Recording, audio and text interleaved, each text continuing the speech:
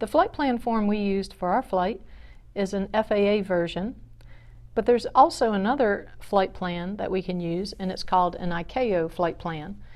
We must use an ICAO flight plan if we choose to fly internationally or if we file an IFR flight plan, but we can also use this if we're going to fly VFR. So let's fill it out with the same information and see how it works. We start with number 7, and it asks for aircraft identification, so we would put November 870 Sierra Papa, followed by the flight rule. The flight rule is going to be VFR, IFR, or DVFR. So we're going to put a V for VFR. The type of flight is going to be a G for general aviation, and the number of flights. So they want to know how many aircraft. Are we going to be a flight of 1, a flight of 2, flight of 3? We're just 1 aircraft, so we just put a 1 there. The type of aircraft is going to be our C-172, followed by the wake turbulence category. We're considered a light aircraft since we don't produce much wake turbulence, so we'll put an L there. Next is number 10, and this one's a little tricky. They're asking for our special equipment, followed by our transponder information. So I've printed out a little cheat sheet that has all of the different abbreviations that we would use for these different codes. And by the way, both of these forms are available by clicking on the link in the description below. So if we look at field 10A, then our equipment is standard, so an S would be put there, and we have GPS, so we would put a G. So S for standard and a G for GPS. Now if my GPS had WAS capability, then they also want me to put a B there. So if we had WAS, we'd write a B there. We don't have WAS for this particular aircraft, so we'll just leave that out.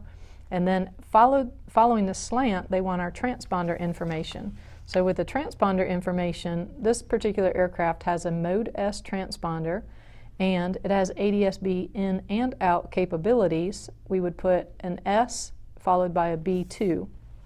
So S and B2 goes here. Next, they're asking for our departure airport. So we are departing from KGMU. They want to know what time do we plan on departing. So just think of this as a little Zulu. So we plan on departing at 1800 Zulu.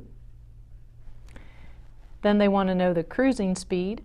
So you would put an N if you are filing in knots, and you would put an M if you're filing in miles per hour. We're going to file in knots, so we'd put an N here, and our true airspeed we planned on 105. This is asking for the altitude, what level of flight we're going to fly. If I were going to fly up in the flight levels, then I would put FL and possibly followed by 340 if I wanted to fly at flight level 340. We're not in the flight level, so they're asking us to put an A for the altitude, followed by 5,500 is how they want that written. The route is simply going to be direct, so DCT is the abbreviation to be used for the direct routing. And then number 16, it wants to know our destination. We're going to KCAE, and they want to know how long en route. So we said about 1 hour en route. The alternate airport, we don't have one to put there. A second alternate we don't have.